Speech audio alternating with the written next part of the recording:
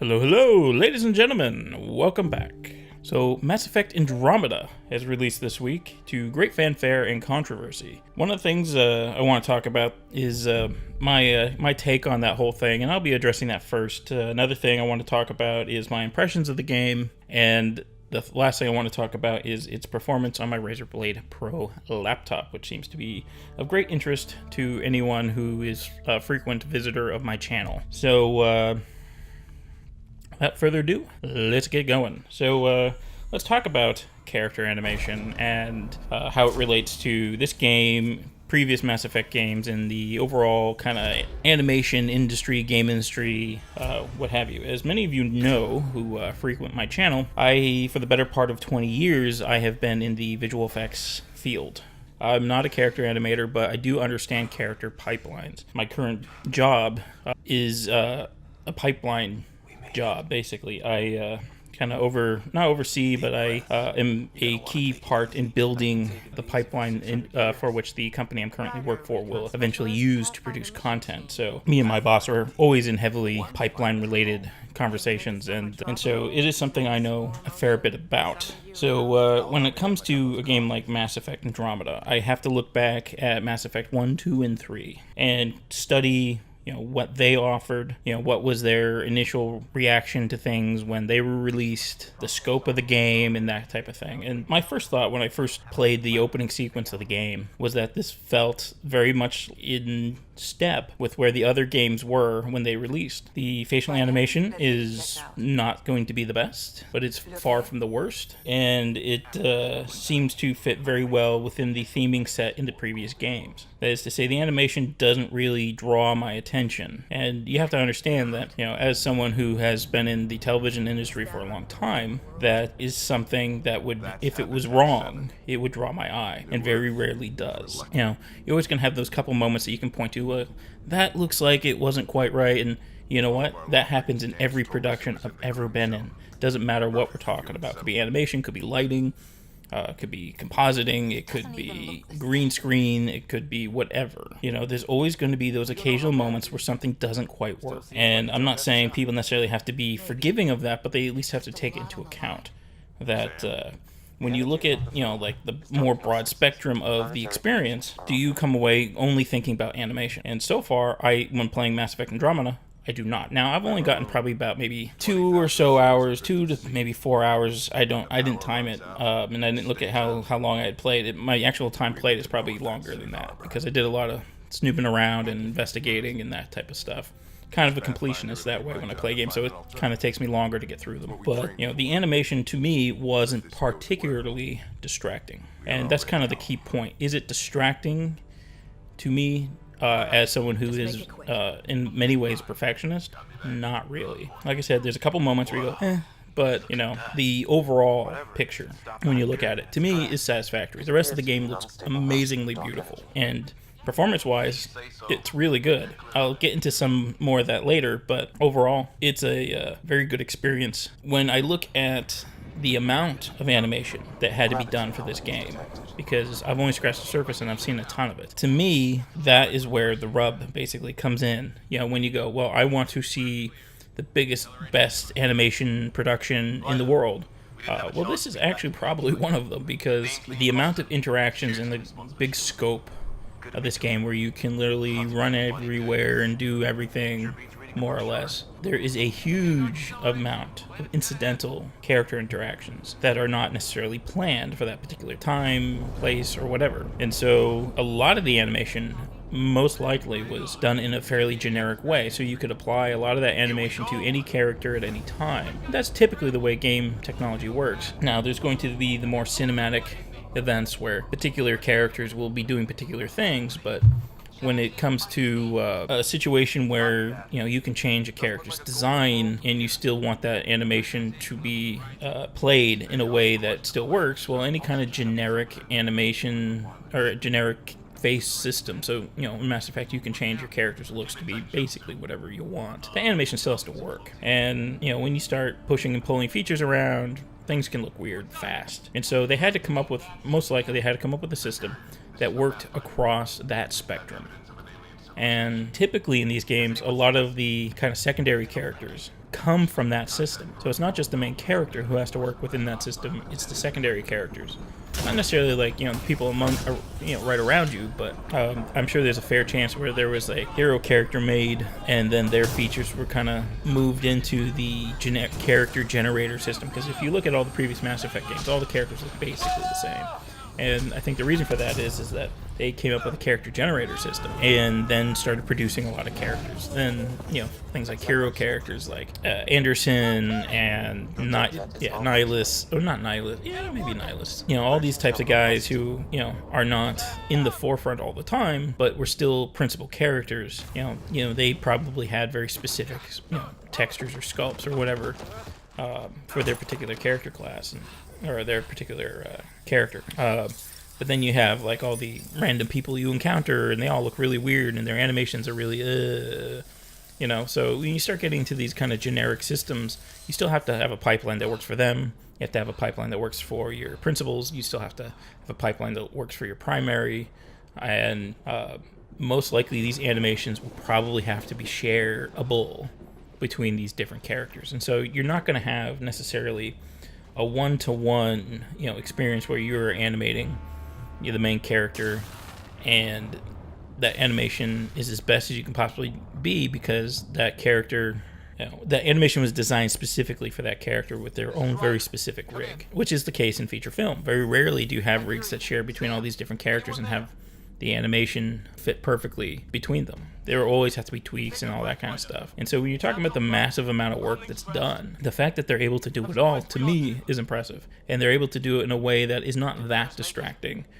Again, occasionally there are moments, but the overall experience, the animation isn't that big of a deal. And so let's kind of move on to the actual did I enjoy the game or not sort of thing. In the first few hours that I played, I actually did. I didn't start out enjoying it, but by the time I got to where I am now, which is halfway probably through the second kind of main mission. This is the first one you do when you first arrive in Andromeda and you go down to the planet. I consider that the first one. The second one is the second planet you get to. So the experience so far, I think, overall is very positive. But, like I said, it didn't start out that way. When the story first starts and you're waking up and, you're talking to some of the new principal characters, to me, that felt very loose and dry, and the tone was not that of a Mass Effect game. It didn't have that do kind of music, where it's kind of low key and it's there, and it's like something's wrong in the background and you're not sure what yet. It didn't really feel like that to me. And so I kind of had a slow kind of getting into it. But then when you actually start playing the mission and you start to encounter the other characters and all that kind of stuff, then the story starts to build and you start, finding that you're enjoying it and you kind of start to fall in step. It's a different kind of story. It doesn't feel like the Shepard stories, and that's probably intentional, but it's something that I did notice, and it kind of takes you out of it a little bit. The one thing I will say in defense of how I think they were taking on this, this particular title, was that it is a new Mass Effect experience. It is not the same story. It's not in some ways it is, but it's not the same race against time to defend the galaxy from the imminent threat of the Reapers and all that kind of stuff. It's they are looking at it from, you are an explorer. It's a lot more upbeat in that regard, but it's still a story of tragedy and loss and everything in between. So there are plenty of dark elements like previous Mass Effect games, but it is definitely it has that hope and looking to the future and trying to build a better world type of thing. So in a lot of ways it's, I guess you'd call it maybe more Disney-fied. And some of the character designs I think fall into that as well. The characters seem to be a lot rounder, a lot smoother shapes. When you look at the Asari, they seem to have rounder noses. They don't have the kind of sharp nose that Dr. Tassoni had in the first three. The ends of the noses are more bulbous, and maybe it's because they can put more detail into them that they're doing that, and it kind of changes the way they look as opposed to just, not giving them the same amount of, poly counts, but, they're doing it so the faces look probably more detailed and probably more varied, I guess. But, it does kind of take you out of it a little bit when you first see it. Characters seem to be younger.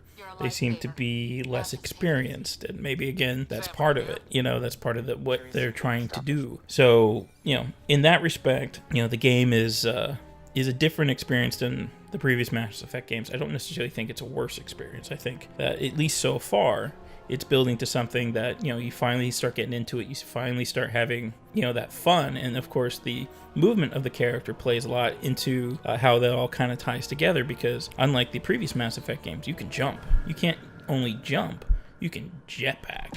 You have like a rocket boost that you can kind of jump up into the air, jump across obstacles, climb up onto things and that kind of stuff, and that's really cool. Watching the character run around and like hop between things, and just how the characters cover the environment. There's a lot of detail there, and it's pretty amazing, especially for this type of game where previously, you were always locked to the plane of the ground that you were walking on. If you're walking up a hill or something like that, to the surface normal if you want. And so this game definitely has a much more action-y feel, faster paced kind of feel, which, may be good for some, not so good for others, depending on what you're looking for. Personally, my favorite Mass Effect game is still the first one. So I like the more heavy RPG elements to it. And as the games have progressed, they've become more action-y over RPG.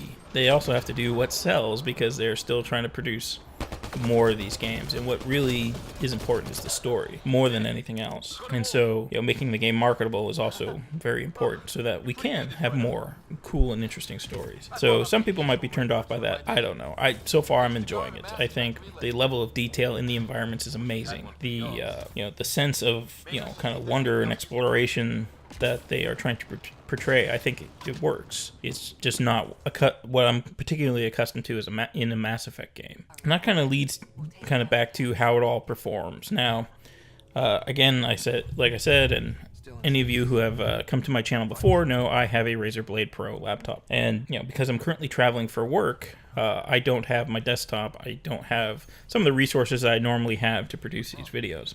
I do have my Blue Yeti microphone with me because it's USB, but I don't have the boom arm for it. So if you hear any additional noises and stuff like that as I'm doing this, that's why. It's literally sitting on the front of my laptop. I'm sitting in bed, and I'm just talking directly into the microphone, so it's fairly close to my face. And I don't have a pop filter, unfortunately. The game actually, surprisingly, performs exceptionally well. I mean, maybe not surprisingly, the laptop is very performant. The one thing I'll throw out there to a warning for people who maybe own this laptop or own a laptop and want to play Mass Effect Andromeda is that using the Razer drivers that are current, the game will throw up a warning and it says this game is designed to work on drivers from NVIDIA, from a specific build. And first, I ignored it, and then probably about 5 minutes into playing, my computer just shut off. I suspect from heat. I can't be 100% certain. I suspect that's the problem. So it's either running the CPU or the GPU overtime. And the limited cooling that you find in a kind of thin and light laptop, probably not sufficient to account for that. Now, when I installed the latest NVIDIA drivers, which I don't normally like to run on this laptop because it does create other problems. Now I have, whenever, things are running really heavy, I get some like flickery, jittery stuff on my screen, and my screen brightness does not reflect the settings I set it to. Sometimes it's adequate brightness, a lot of times it's really dark. And so, when playing this game, I have to have the lights off in order to see it most of it, just because my screen is... But the problem with the shutting down seems to be much more limited. I played the game probably for a good hour and a half to 2 hours before the problem reoccurred. And so I would suggest anyone running this on a laptop to be a bit careful. Just watch how much your time is, check the heat and all that kind of stuff as you go. I don't know. I don't have any accurate readings of what the temperature was at the time I was playing a game. I wasn't really looking at that kind of stuff. Maybe if the problem's still happening when I get back home to where I normally live, maybe I'll take some time and try to research that. Maybe it's something that would actually help, maybe if not other people, maybe feedback for BioWare or something like that, so that they can look into the problem and see if it's limited to this laptop or see if it's something that happens on other laptops. I suspect, larger laptops with better cooling probably wouldn't have that problem if that is actually what the problem is. That is really the only thing I I think is a potential negative in terms of performance, because the actual game, I have it at the default resolution settings, but I have all the other settings like texture quality and all that stuff, as high as it will possibly go. And I seem to be getting, now I didn't benchmark anything. It's so that, for the most part, everything's been really smooth. Occasionally I'll see a hiccup, but for the most part, it's really smooth. So I'm guessing anywhere between 30, probably into the 40s, if not occasionally 60 frames per second. And for this type of game, it's more than adequate. If I find later on that, in later levels and performance dips for whatever reason, maybe they update the drivers to affect the cooling, so maybe we'll lose some performance, I don't know. But I'll reevaluate that then. I do plan on building a smallish gaming PC, probably in a month or so, once I get back home and I'm able to set aside some time to do that. I'll probably be getting a 1080 Ti or two to put in there, because eventually I'll be building a GPU rendering machine, and so I'll have space for lots of GPUs, and I'll probably put my 1080 in that one once I build the other one, and put my old 780 into my current desktop machine, just because I probably won't be using it for GPU related tasks at that point anyway. So that's pretty much it. I mean, I've probably been talking quite a while. I don't know what the current runtime is on this recording, but we're into the 20s of minutes, and so that's probably sufficient. As a quick recap, try not to worry so much about the animation. It's fine. Just play the game, enjoy the story. You won't notice as many of the problems as a lot of people are making, an anthill into a mountain type of thing out of it. The story takes a little bit to get going, but it does get going, and so far I think it's actually quite fun. The gameplay is smooth, exciting, and maybe even inventive in some cases. Definitely for a Mass Effect game, and most likely on most systems the game should probably run fine. If I'm running it, granted I'm running on a 1080 laptop, but you might not be able to run it on Ultra if you have slower graphics cards. But if you're at least running a 1060 or equivalent in power, you should be fine. So without further ado, I want to thank you all for watching. If you like this kind of video, please hit like and or subscribe if you haven't already subscribed. If you want to share your opinion, please do so constructively. Do not attack others or myself. If you do, well, say goodbye and part ways, because I'll tolerate that kind of thing. And that's pretty much it, guys. So again, thank you for watching. See you later. Bye.